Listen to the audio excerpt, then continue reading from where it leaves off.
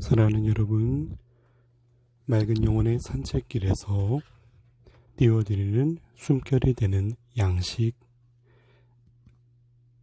묵상 시간입니다. 오늘은 2020년 7월 21일 연중 제16주간 화요일입니다. 여러분들의 오늘을 맞이하는 마음은 어떠신지요?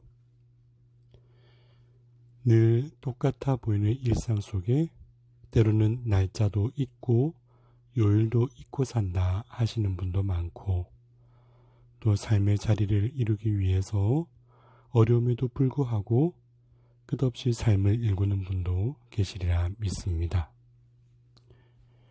이 모든 여정 우리가 잘 견뎌내고 건강한 모습으로 서로에게 다가설 수 있는 또 기쁨의 때가 찾아올 수 있도록 우리 각자의 삶의 자리에서 지켜야 할 것들, 그리고 서로를 배려하는 마음으로 지혜롭게 거리를 두며 살아가는 매일의 받아들임들, 주님 안에서 평화로이 감싸주시도록 기도드리는 마음 담아서 오늘 말씀에 잠겨보았습니다.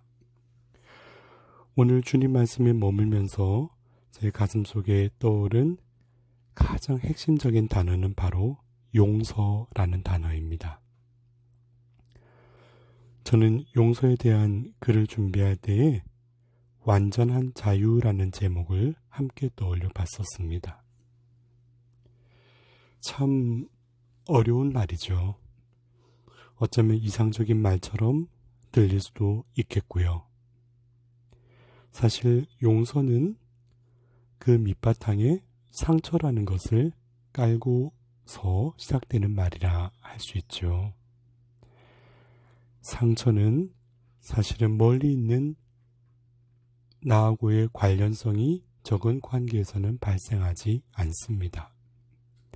오히려 상처는 자기 자신을, 나 자신을 소중한 존재임을 상실하게 하는 가까운 이들과의 체험 속에서 정리되고 나를 아프게 파고드는 법이지요. 그 모든 것을 마음속에 감수하며 우리가 살아가고 있을 텐데, 그때 우리 마음에서 용서라는 단어를 다시금 수면 위로 떠올리고 그것을 행동으로 옮기는 것은 참으로 어렵다는 거, 우리 마음으로 다 똑같이 고백할 수 있지 않을까 싶어요. 용서란 말은 어쩌면 가장 힘겨운 사랑의 선택이라고 할 수 있겠고, 때로는 상대는 응답하지 않는데 그런 무응답에 대하여 내가 상처적으로, 굴욕적으로 먼저 응답하려는 것이 아닌가 하는 자존감의 또 하나의 스크래치, 그렇게 나를 아프게 하는 모습들을 발견하게 될 수도 있겠고요. 혹은 나를 무가치함으로 대하는 상대의 태도에 대하여 그저 아무런 감정이 없는 것처럼 무심한 대응으로 다가서는 게 용서인가? 혹은 내가 용서했다고 하더라도 쉬 변하지 않는 상대로 하여금 다시금 돌아올 냉랭한 일상으로 복귀하는 게 아닌가? 혹은 용서란 사막 속을 홀로 걷는 고독을 받아들이는 것이 아닌가? 이런 복잡 다단한 생각들이 찾아올 때가 많을 거예요. 어쩌면 우리는 이 용서라는 것을 진심으로 행하기에는 망설임이 앞서고 뒷걸음질 치게 되고, 혹은 무슨 변화가 있을까, 또 상처를 받지 않을까 하는 두려움 앞에 긴장도 있고, 그래서 결국은 달라지지 않을 또 삶의 반복적인 모습 때문에 이루어질 후속적인 슬픔에 대하여 무방비 상태로 있기 때문에 나약함 혹은 떨림의 감정을 먼저 느끼는 것이 우리의 모습이 아닐까 싶기도 해요. 요즘 코로나 사태 속에 그런 농담 아닌 농담이 참 아프게 들리기도 하는데요. 요즘 세상에 가장 무서운 게 뭔가 하면 사람이래요. 귀신보다 사람이 더 무섭다. 그렇게 표현하죠. 근데 어쩌면 농담처럼 스쳐가는 이 말이 나에게는 오히려 깊이 되돌아보게 하는 한마디의 메시지가 아니었나 싶을 때가 있을 거예요. 그러나 이런 어려운 숙제를 마음에 품고 저는 먼저 이런 글들을 또 정리해 보았으면 싶었습니다. 다름이 아니라 나에 대한 하느님의 용서와 자비의 기억을 먼저 더듬어 보자. 나의 실수와 숱한 허물과 넘어짐과 아파함, 고립감과 마음을 소통할 수 없는 것 같은 말 그대로의 사막 속의 단절, 이런 모든 체험들을 안고서 살아가는 나라는 존재에게 주님은 어쩌면 그 나의 허물과 부정적인 모습 앞에서 눈 감으시는 주님이 아니셨을까? 침묵의 인내를 감내하시는 주님이 아니실까? 그러면 이렇게 인간적인 질문도 떠오르죠. 혹시 주님께서도 상처를 받으십니까? 뭐라고 대답하실까요? 예수님께서는 제자들의 그 몰 이해와 하늘나라를 설명하시는, 그것도 비유를 들어 그 깊은 사랑으로 초대하시는 주님 앞에서 세속적인 관심과 자리 다툼과 혹은 무관심으로 일관하는 사람들 앞에서 어떤 마음이셨을까? 당신이 십자가의 죽음을 맞닥뜨려야 할 그 새벽녘에 3번이나 배반하고 돌아서는 베드로를 보았던 그때 주님의 심정은 어떠하였던 것일까? 죄 없는 당신을 십자가에 못 박고 겉옷을 벗겨 내기를 하고 나누어 대는 그 병사들의 조롱을 감당하시면서 어떤 마음이셨을까? 정말 주님은 상처를 받으셨습니까?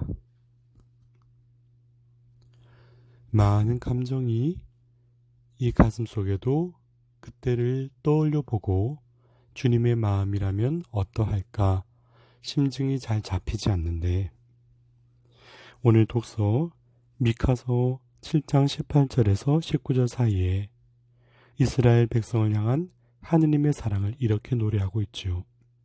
그분은 분노를 영원히 품지 않으시고 오히려 기꺼이 자애를 베푸시는 분이시다. 그분께서는 다시 우리를 가엾이 여기시고 우리의 허물들을 모르는 채 해 주시리라.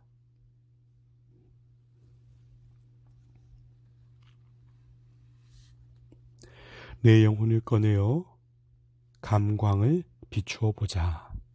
감광이라 함은 우리 영화에서 가끔 보셨죠? 과학수사대에서 어떤 사건 현장에 혈흔이 남아있는가 등등을 비추어 보는, 그렇게 쓰이는 도구를 말하죠.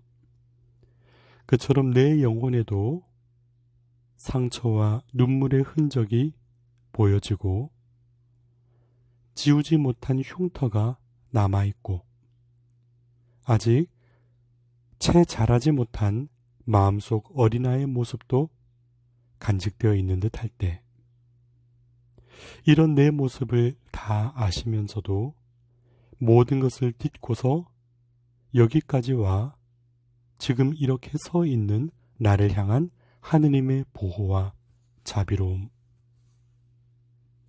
나를 자녀로서 사랑하시는 못내겨운 사랑 때문에 다시금 마음이 먹먹해지기도 합니다. 이 주님의 자비에 기대어 참으로 어려운 용서의 한 발자국을 내딛는 연습을 해야 하지 않을까? 참 어렵습니다. 두려움에 거친 물살, 깊은 물속으로 한 발 내딛는 마음, 저 넘실대는 물살 위로 걸음을 내디디라는 그리스도 주님의 권고 앞에 두려움에 떨면서 한 발짝 한 발짝 물 위에 얹던 베드로의 마음처럼 그렇게 해야 하지 않을까.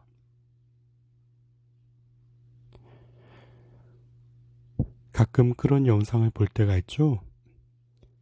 태어난 지 얼마 되지 않은 참으로 어여쁘고 귀여운 아기가 어머니께서 나 여기 있다는 눈빛을 보내면서 수영장에 풍덩 던지면 크게 위험한 상황이 벌어질 것 같은데 오히려 아이는 양손과 발을 움직이면서 물 위에 자연스레 둥둥 뜬단 말이죠.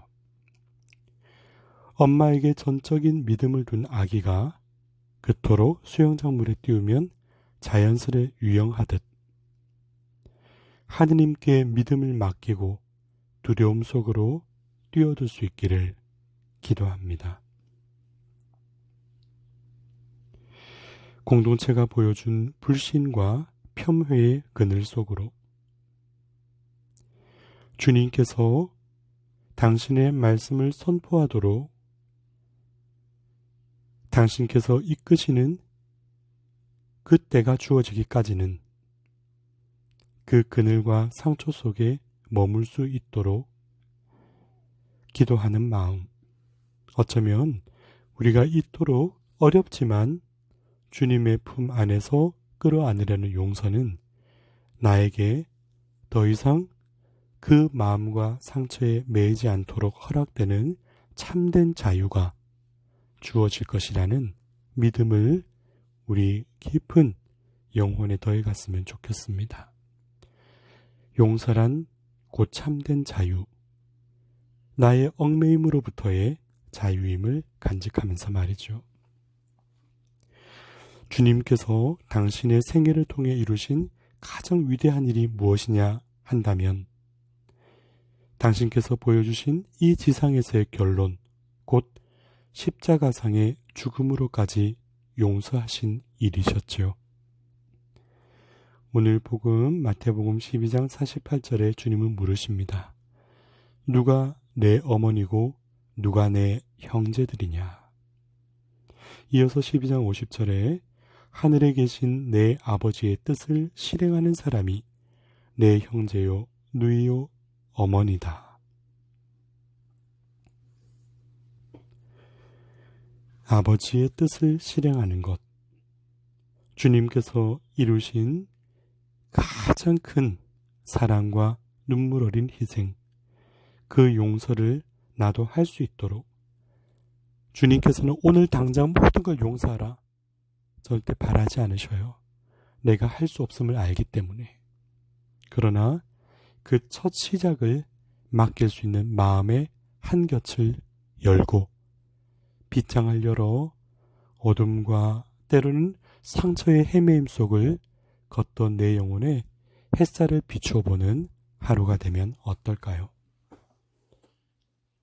이렇게 말씀을 전하는데 창밖에 마당에 있는 나무에서 새소리가 막 들리네요. 자신의 살아있음을 노래하고 저 창공에서도 나무에 깃들어서도 지저귀는 저 새소리처럼 우리의 삶도 하느님의 품 안에 내가 살아있음을 노래하는 복된 하루가 되었으면 좋겠습니다. 맑은 영혼의 산책길 위에서 오늘도 숨결이 되는 양식을 마음에 담은 묵상으로 기도와 함께 엮어 여러분의 영혼의 울림으로 전해지기를 바라는 마음, 이렇게 함께합니다.